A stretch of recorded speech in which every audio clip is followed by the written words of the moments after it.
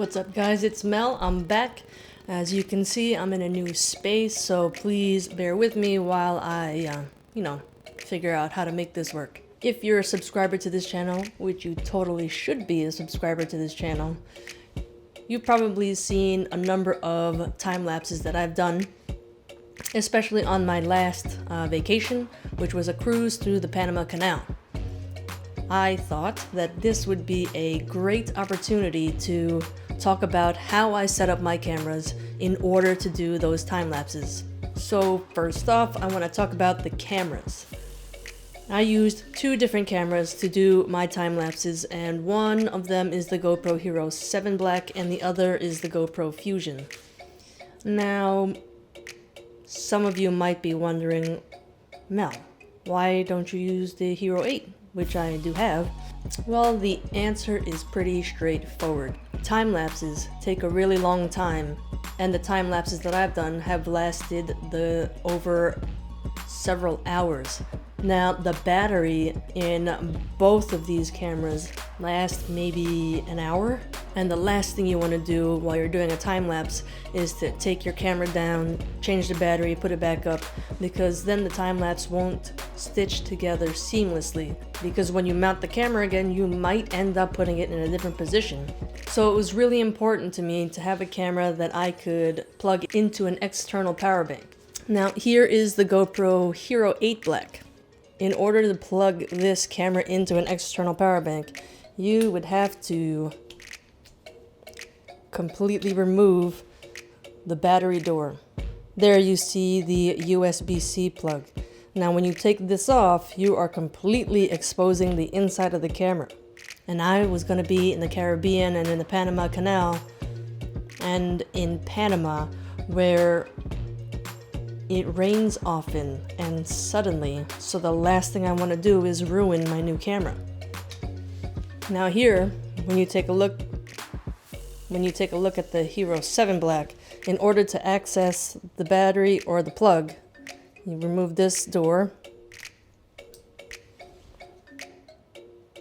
And there you see it's not as exposed as the Hero 8 Black. So I was definitely more comfortable in leaving this camera out than leaving that camera out.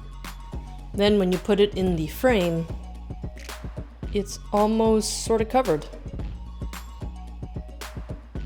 Now in terms of 360 cameras, I prefer the GoPro because the GoPro Fusion is waterproof without a case. To access this port, you just open this little tab right here, and you're good to go.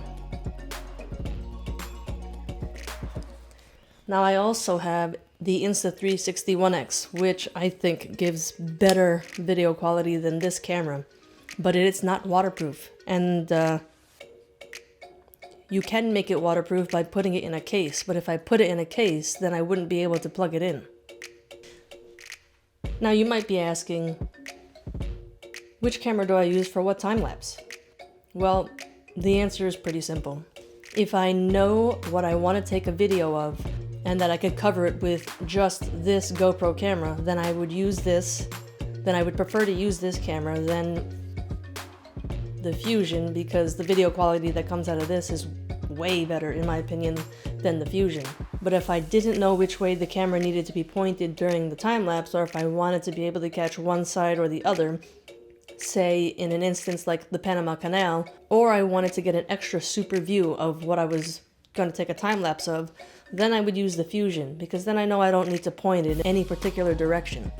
Also, another thing that might sway your decision between 360 camera and regular camera is how much work in post do I want to do. With the Hero 7 Black, you just take the video and you drag it over. With the Fusion, well, this camera is a pain to work with to begin with. But on the other hand, I'm capturing everything 360 degrees all around. Nothing can hide from it. Staying on cameras for a minute, both these cameras have several different settings when it comes to doing a time lapse. But generally it breaks down to either taking a time lapse using photos or taking a time lapse video. My personal preference is to use time lapse video. And if available, time warp video. I would only use time-lapse photos if I was, say, shooting in RAW, and I would pretty much only do that if I was shooting at night. But then you get into having to edit every single photo and then stitching them together. It's just a really long process that I'd rather not deal with. Now, what's the difference between time-lapse video and time warp video? In time warp video, not only are you taking a time-lapse video, but it's also stabilized. If you pick just time-lapse video, you'll see a little bit of shake when you put it into whatever program you use to edit the video. Now that we got the cameras out of the way, let's talk about how I mounted them. Now you'll see on the bottom of both of these cameras, I have a metal tripod adapter and a thumbscrew that has a tab on it. This isn't the first time I've said this, but I prefer to mount my cameras using metal tripod adapters because plastic breaks easier than metal. And I was mounting these cameras in high places or in sketchy positions, and I didn't want to risk the camera falling off or breaking off if I used that plastic tripod adapter. And let me repeat it again, a thumbscrew with a tab so I know that I can tighten it as much as possible so that it wouldn't come loose. Moving on down below the camera, I used two different kinds of selfie sticks, depending on how high or how low I had to put the camera. 90% of the time, I used this, the Bushman Monopod version 2. I've done a couple videos on this, and still to this day, this selfie stick is still my favorite selfie stick of all time. It's light and compact and can extend to any height up to, I believe, 60 inches. On the end, you see a 1/4 inch male end, which I attached to the end of the tripod adapter on the camera. Now, being on a cruise ship, it's pretty windy all the time. So on the bottom of this, I attached two counterweights. One that comes with the camera and one that was extra. When you're traveling, you don't have time to bring sandbags with you. And this is a portable, compact way to put weight on the bottom of your monopod. This way, it's less likely to fall over. Connect them both together. On the bottom of the selfie stick. And on the bottom of this, I attached the tripod legs that come with the monopod. Now this tripod, unlike the version 1 tripod legs, you can set them up in two different levels. One like this, and then another with the tripod legs slightly elevated.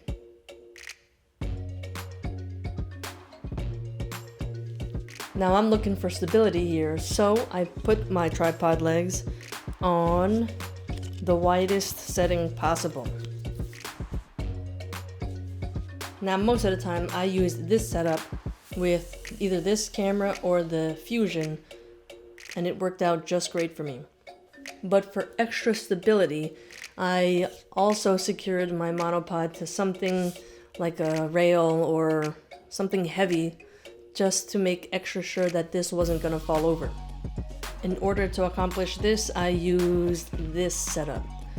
It's an arm, I think it's a 10-inch arm, with a clamp on each side. I would attach one clamp to the rail or whatever steady object, like something attached to the ship, and then attach this end to the monopod itself. This way I'm 100% positive my camera's not going anywhere. Now, if I came upon an occasion where there was metal nearby, I would trade out the tripod legs for this. It's called the Popeye, which is a magnetic base, which is basically a really strong magnet with a quarter inch tripod mount in the middle. Typically, that would mean that I would attach the GoPro Fusion to the end of the monopod, attach the pop-by to the bottom, and then mount it horizontal like this. Believe it or not, with this magnetic base and this selfie stick completely extended with the GoPro Fusion on the end, it held up the camera no problem. Alright, so if you saw my time lapse of the Panama Canal, it was taken using the GoPro Fusion, but I knew that there were going to be lots of people out on the deck, and extending the Bushman Monopod wouldn't put the camera up high enough in order to see what was going on with the Panama Canal. That, and I wanted to be able to see what was going on both sides of the ship, as well as in front. Now, the only way I would have been able to do that is to get my camera as high as I possibly could. And that's where this selfie stick comes in. This is the Telesin carbon fiber ultra long selfie stick. It reaches almost 9 feet. It's got that 1/4-20 tripod mount on the end. And on the bottom.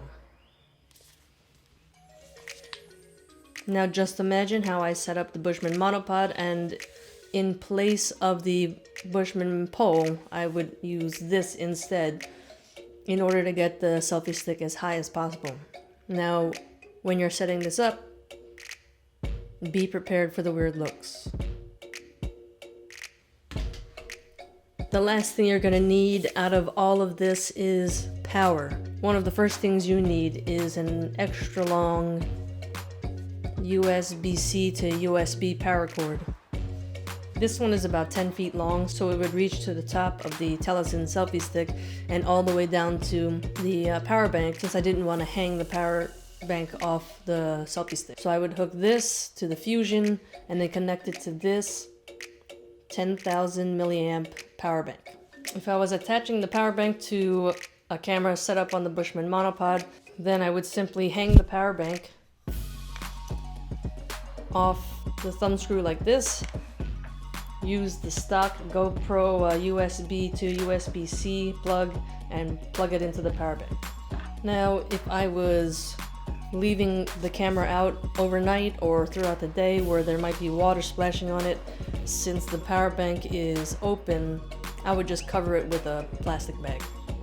Well, anyway, that's how I set up my cameras to do time lapses. If you have any questions or any ideas, or have a different way on how you set up your GoPros to do your time lapses, I'd love to hear about it. Leave a comment below. And if you want to see what else you can do with these cameras on a vacation or anytime really, don't forget to subscribe and hit that notification bell so that you can see all the videos that are coming up from my last cruise in the Panama Canal. So as always, thank you for watching, and I'll see you in the next video.